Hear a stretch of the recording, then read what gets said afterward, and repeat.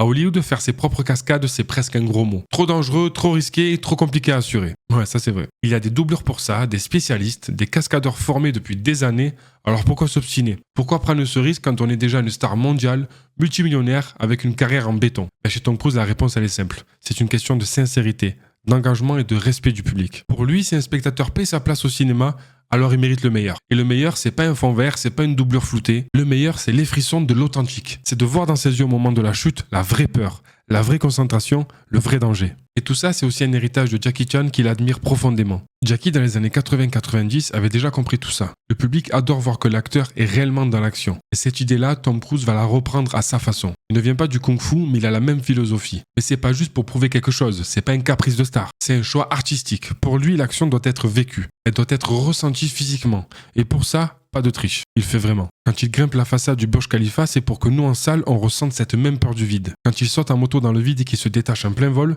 c'est pour que notre cœur s'arrête en même temps que le sien. Et c'est ça qu'il cherche, créer du vrai dans un monde de plus en plus numérique. Et ce choix-là, il assume pleinement. Il le revendique et il en fait même sa marque de fabrique.